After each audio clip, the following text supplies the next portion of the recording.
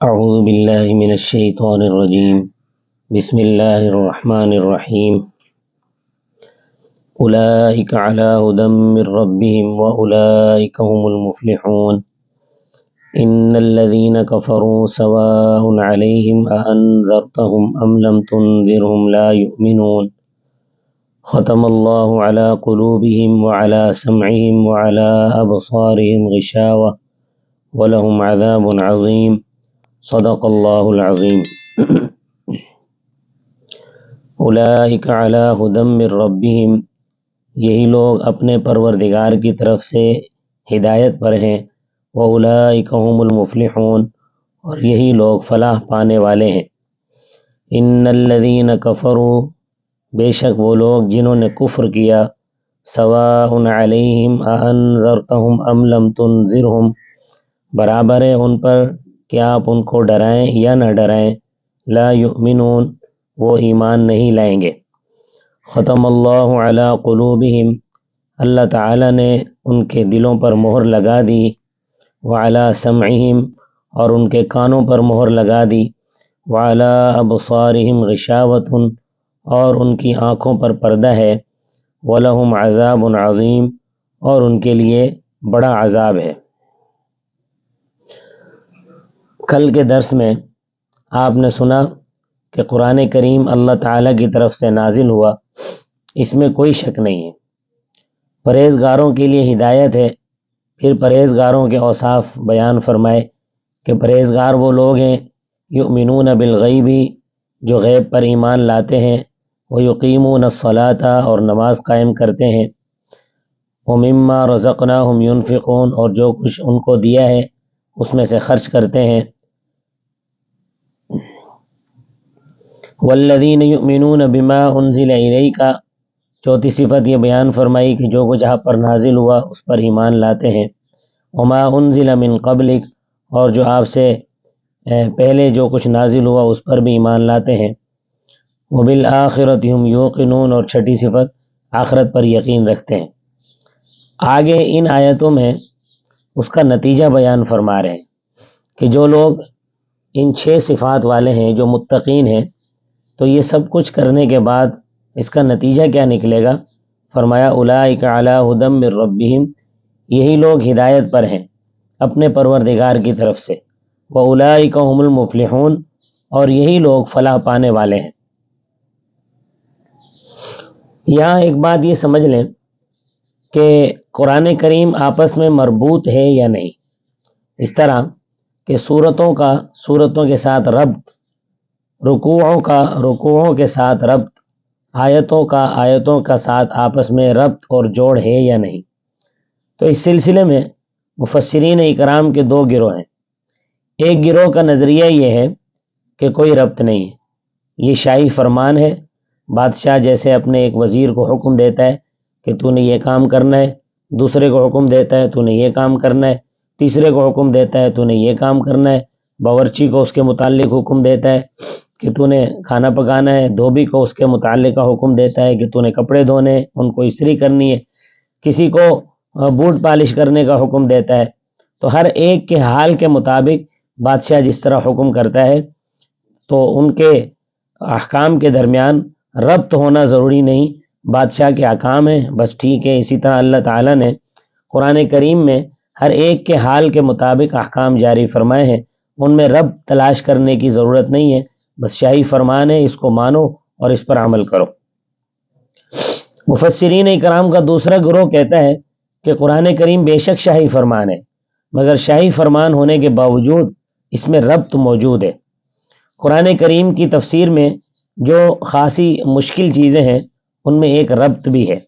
جو حضرات ربط کے قائل ہیں ان میں امام فخر الدین رازی رحمۃ اللہ علیہ، علامہ ابو السعود محمد بن محمد عمادی رحمۃ اللہ علیہ، مولانا عبدالحق حقانی رحمۃ اللہ علیہ، مولانا اشرف علی تھانوی رحمۃ اللہ علیہ، اور مولانا محمد حسین علی صاحب رحمۃ اللہ علیہ پچراں والے۔ ان کے علاوہ اور بھی دیگر بزرگ حضرات شامل ہیں۔ یہ حضرات فرماتے ہیں کہ سورہ فاتحہ اور سورہ بقرہ میں یہ ربط ہے کہ سورہ فاتحہ میں صراط مستقیم کا مطالبہ تھا، اور سورہ بقرہ میں اس کی منظوری ہے کہ تم نے جو ہدایت مانگی تھی وہ تمہیں اس کتاب کی شکل میں دے دی گئی ہے۔ ذالک الکتاب لا ریب فیہ ھدی للمتقین، اس کتاب میں کوئی شک و شبہ نہیں، یہ پرہیزگاروں کے لیے ہدایت ہے۔ اب آگے سمجھیں کہ جب بھی کوئی مصلح پروگرام لے کر لوگوں کے پاس آیا تو اس کو عام طور پہ 3 قسم کے لوگوں کا سامنا کرنا پڑا۔ ایک تو وہ لوگ تھے جنہوں نے اس کو دل اور زبان سے مانا اور یقین کیا، یعنی انہوں نے ظاہراً اور باطناً تسلیم کیا۔ اولئک علی ھدی من ربہم واولئک ھم المفلحون، یہاں تک تو اس گروہ کا تذکرہ تھا کہ جس نے ظاہراً اور باطناً مانا، یہ متقین کا گروہ کہلاتا ہے۔ دوسرا گروہ وہ ہوتا ہے جو نہ دل سے مانتا ہے اور نہ تسلیم کرتا ہے، زبان سے یہ لوگ نہ دل سے تسلیم کرتے ہیں نہ زبان سے، یہ لوگ کافر جابر کہلاتے ہیں۔ اگلی 2 آیتوں میں اس گروہ کا تذکرہ ہے۔ تیسرا گروہ ان لوگوں کا ہوتا ہے جو زبان سے مانتے ہیں مگر دل سے تسلیم نہیں کرتے، یہ منافق کہلاتے ہیں۔ اگلا پورا رکوع جو من الناس من یقول آمنا باللہ سے لے کر ان اللہ علی کل شیء قدیر تک پورے رکوع میں ان منافقین کا ذکر ہے۔ اور ایسے لوگوں سے چونکہ خطرہ زیادہ ہوتا ہے، یہ اندر سے کچھ ہوتے ہیں باہر سے کچھ ہوتے ہیں، لوٹے کی طرح پھرتے رہتے ہیں، اس لیے ان کو قرآن نے تفصیل کے ساتھ بیان کیا ہے۔ ان 2 آیتوں میں جابر کافروں کا ذکر ہے جو نہ دل سے مانتے ہیں اور نہ زبان سے اقرار کرتے ہیں، یعنی انہوں نے قرآن کریم کو اور رسول اللہ صلی اللہ علیہ وسلم کو دل سے بھی نہیں مانا اور زبان سے بھی اقرار نہیں کیا۔ تو ایسے لوگوں کا انجام ان الذین کفروا، بے شک وہ لوگ جنہوں نے کفر کیا، سواء علیہم اانذرتہم، برابر ہے کہ ان پر کہ آپ ان کو ڈرائیں، ام لم تنذرہم، یا ان کو نہ ڈرائیں، لا یؤمنون، وہ ایمان نہیں لائیں گے۔ اس آیت کریمہ پر 2 اشکال وارد ہوتے ہیں۔ ایک یہ کہ اللہ تعالیٰ کا ارشاد ہے کہ آپ کافروں کو ڈرائیں یا نہ ڈرائیں وہ ایمان نہیں لائیں گے، تو جب ان کے حق میں ڈرانا اور نہ ڈرانا برابر ہے تو ان کو ایمان کی دعوت دینا اور تبلیغ کرنے کا کیا فائدہ؟ اللہ تعالیٰ نے حضرت صلی اللہ علیہ وسلم کے ذمے ایسا مہمل کام کیوں لگایا ہے؟ اس کے جواب میں قاضی بیضاوی رحمۃ اللہ علیہ اور علامہ آلوسی رحمۃ اللہ علیہ فرماتے ہیں کہ اللہ تعالیٰ نے فرمایا ہے سواء علیہم، سواء علیک نہیں فرمایا، یعنی ان کافروں کے لیے برابر ہے۔ ایسا نہیں ہے کہ آپ صلی اللہ علیہ وسلم کے لیے تبلیغ کرنا نہ کرنا برابر ہے، بلکہ آپ کی دعوت اور تبلیغ کا آپ کو ثواب ملے گا، کوئی مانے یا نہ مانے۔ اور اب بھی یہی مسئلہ ہے کہ جو مبلغ حق کی تبلیغ کرتا ہے اس کو بیان کرنے کا ثواب ملے گا، اگر کوئی خوش قسمت مان لے تو نور علی نور، اگر کوئی نہ مانے تو بیان کرنے والے کے ثواب میں کوئی کمی نہیں ہوگی۔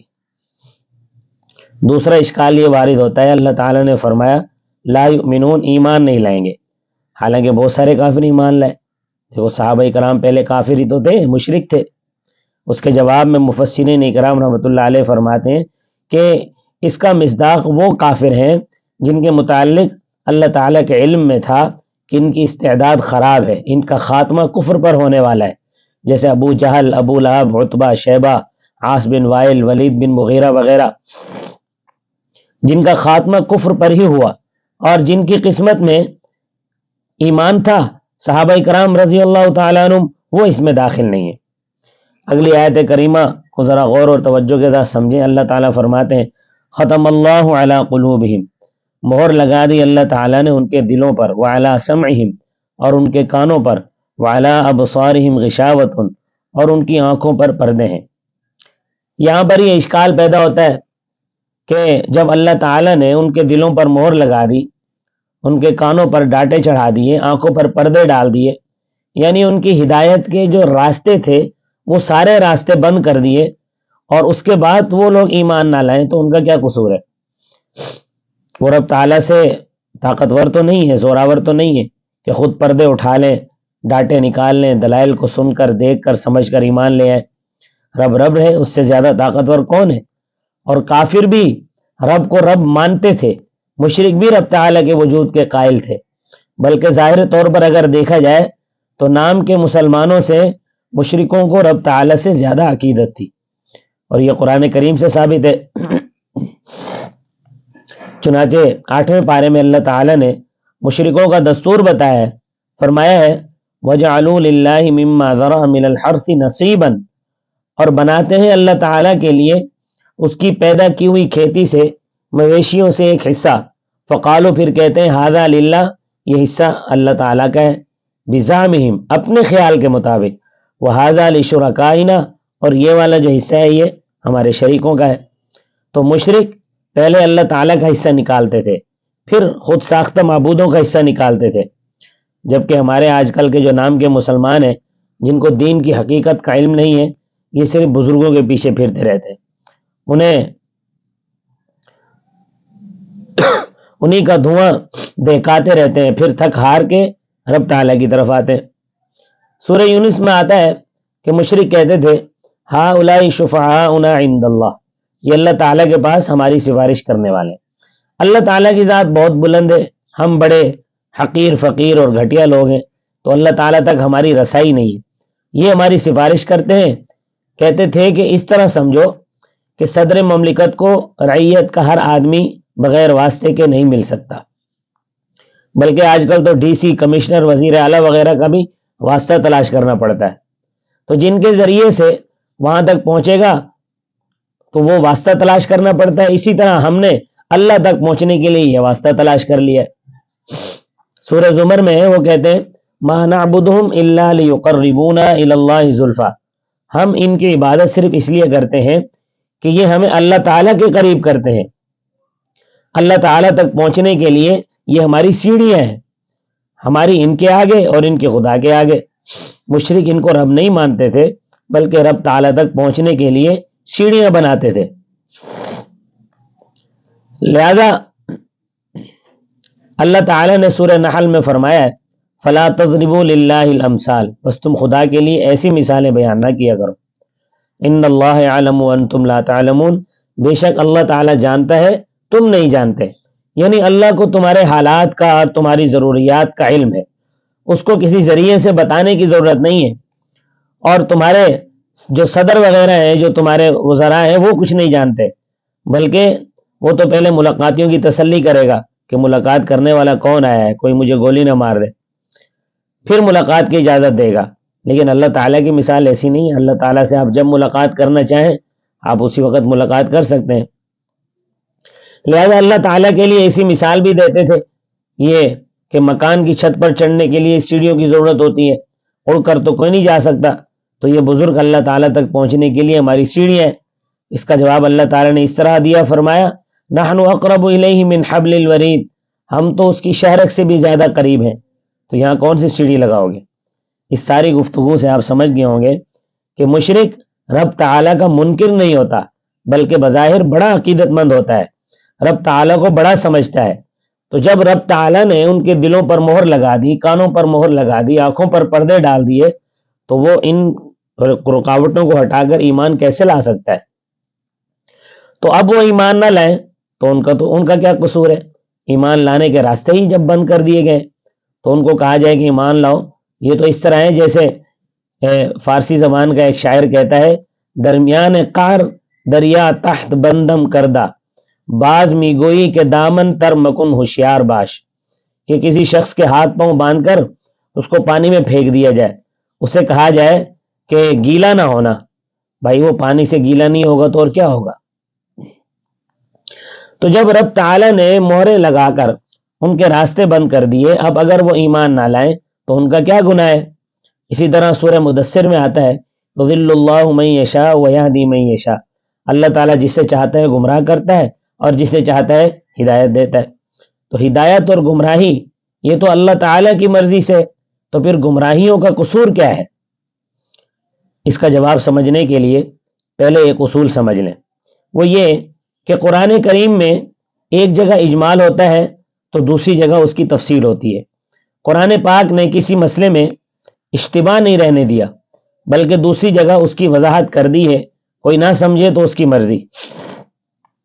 اس اشکال کا جواب سمجھنے کے لیے آپ سورہ حامیم سجدہ کھولیں، یہ پہلی آیات تو میں بطور تبرک پڑھ دیتا ہوں۔ حامیم تنزیل من الرحمن الرحیم، یہ رحمان اور رحیم کی طرف سے اتارا گیا ہے۔ کتاب فصلت آیاتہ، یہ قرآن کریم ایسی کتاب ہے جس کی آیات تفصیل کے ساتھ بیان کی ہیں۔ قرآن عربی، قرآن عربی زبان ہے، لقوم یعلمون، اس قوم کے لیے جو جانتی ہے کہ یہ قرآن ہے۔ بشیروں و نذیرہ، یہ خوشخبری دینے والا اور ڈرانے والا ہے۔ لیکن قرآن کریم کے ساتھ قوم نے کیا کیا؟ فأعرض اکثرهم، بس ان کی اکثریت نے اعراض کیا۔ اس جملے کو نہ بھولنا کہ ان کی اکثریت نے قرآن کریم سے اعراض کیا، یعنی اس سے چہرہ پھیر لیا۔ فہم لا یسمعون، بس وہ سنتے نہیں ہیں، یعنی مانتے نہیں ہیں، اور کہتے کیا ہے؟